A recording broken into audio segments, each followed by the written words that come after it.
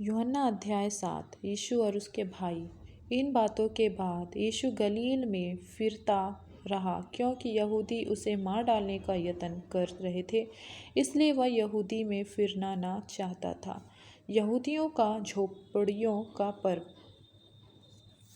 निकट था, इसलिए उसके भाइयों ने उससे कहा, यह से यहूदियों को जा कि जो काम तू करता है उन्हें तेरे चेले वहाँ भी देखें, क्योंकि ऐसा कोई न होगा जो प्रसिद्ध होना चाहे और छिपकर काम करे। यदि तू यह काम करता है तो अपने आप को जगत पर प्रकट कर, क्योंकि उसके भाई भी उस पर विश्वास नहीं करते थे। तब यीशु ने उनसे कहा, मेरा समय अभी तक नहीं आया, परंतु तुम्हारे लिए सब समय है।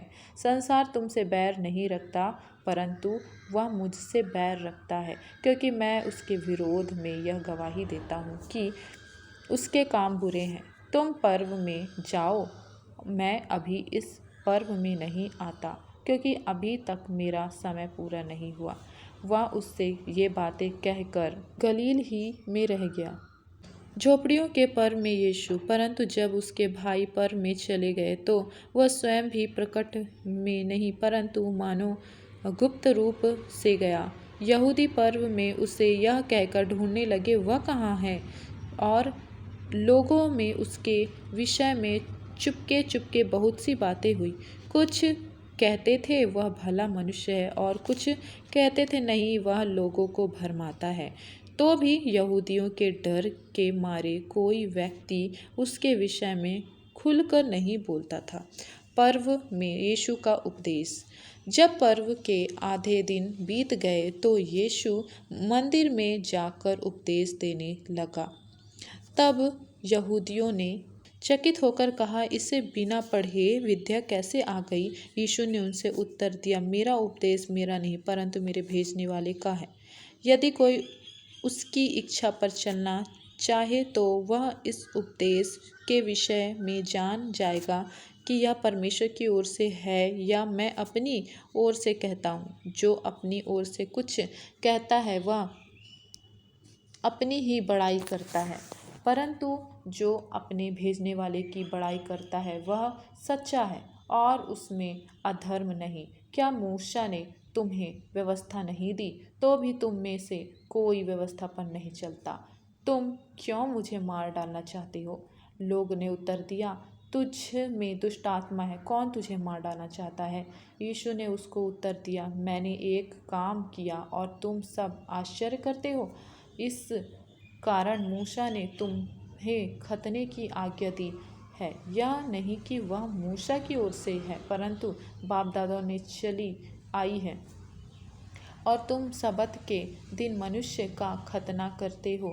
जब सबत के दिन मनुष्य का खतना किया जाता है ताकि मूसा की व्यवस्था की आज्ञा टल न जाए, तो तुम मुझ पर क्यों इसलिए क्रोध करते हो कि मैंने सबत के दिन एक मनुष्य को पूरी रीति से चंगा किया?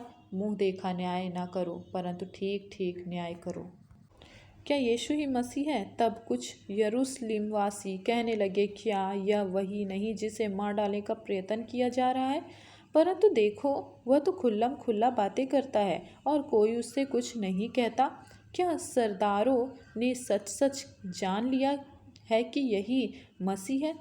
इसको तो हम जानते हैं कि यह कहाँ का है, परंतु मसीह जब आएगा तो कोई न जानेगा कि वह कहाँ का है।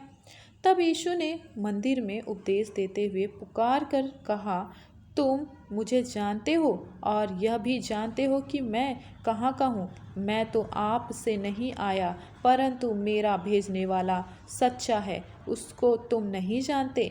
मैं उसे जानता हूँ, क्योंकि मैं उसकी ओर से हूँ और उसी ने मुझे भेजा है। इस पर उन्होंने उसे पकड़ना चाहा, तो भी किसी ने उस पर हाथ न डाला, क्योंकि उसका समय अब तक न आया था। फिर भी भीड़ में से बहुत से लोगों ने उस पर विश्वास किया और कहने लगे, मसीह जब आएगा तो क्या इससे अधिक आश्चर्यकर्म दिखाएगा जो इसने दिखाए हैं? यीशु को पकड़ने का प्रयास फरीसियों ने लोगों को उसके विषय में ये बातें चुपके चुपके कहते सुना, और प्रधान याजकों और फरीसी ने उसे पकड़ने को सिपाही भेजे। इस पर यीशु ने कहा, मैं थोड़ी देर तक और तुम्हारे साथ हूँ, तब अपने भेजने वाले के पास चला जाऊँगा। तुम मुझे ढूंढोगे परंतु नहीं पाओगे, और जहाँ मैं हूँ वहाँ तुम नहीं आ सकते। इस पर यहूदी ने आपस में कहा, यह कहाँ जाएगा कि हम इसे ना पाएंगे? क्या वह उसके पास जाएगा जो यूनानी में तितर बितर होकर रहते हैं, और यूनानियों को भी उपदेश देगा? यह क्या बात है जो उसने कही है कि तुम मुझे ढूंढोगे परंतु ना पाओगे, और जहाँ मैं हूँ वहाँ तुम नहीं आ सकते। जीवन जल की नदियाँ। पर्व के अंतिम दिन, जो मुख्य दिन है, यीशु खड़ा हुआ और पुकार कर कहा, यदि कोई प्यासा हो तो मेरे पास आए और पिए। जो मुझ पर विश्वास करेगा, जैसा पवित्र शास्त्र में आया है, उसके हृदय में से जीवन के जल की नदियाँ बह निकलेगी। उसी ने यह वचन पवित्र आत्मा के विषय में कहा, जिसे उस पर विश्वास करने वाले पाने पर थे, क्योंकि आत्मा तब तक न उतरा था क्योंकि यीशु अब तक अपनी महिमा को न पहुंचा था। तब भीड़ में से किसी ने यह बातें सुनकर कहा, सचमुच यही वह भविष्यद्वक्ता है। दूसरों ने कहा, यह मसीह है। परंतु कुछ ने कहा, क्या मसीह गलील से आएगा? क्या पवित्र शास्त्र में यह नहीं आया कि मसीह दाऊद के वंश से और बैतलहम गांव से आएगा, जहां दाऊद रहता था? अतः उसके कारण लोगों में फूट पड़ी। उसमें से कुछ उसे पकड़ना चाहते थे, परंतु किसी ने उस पर हाथ न डाला। यहूदी अगुओं का अविश्वास।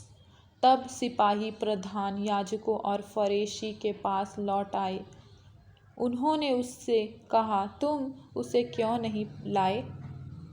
सिपाहियों ने उत्तर दिया, किसी मनुष्य ने कभी ऐसी बातें नहीं की। फरीसियों ने उसको उत्तर दिया, क्या तुम भी भरमाए गए हो? क्या सरदार या फरीसियों में से किसी ने भी उस पर विश्वास किया है? परंतु ये लोग जो व्यवस्था नहीं जानते शापित हैं। निकोदेमुस ने, जो पहले उसके पास आया था और उनमें से एक था, उससे कहा, क्या हमारी व्यवस्था किसी व्यक्ति को जब तक पहले उसकी सुनकर जान न ले कि वह क्या करता है, दोषी ठहराती है? उन्होंने उससे उत्तर दिया, क्या तू भी गलील का है? ढूंढ और देख कि गलील से कोई भविष्यद्वक्ता प्रकट नहीं होने का। तब सब कोई अपने अपने घर चले गए।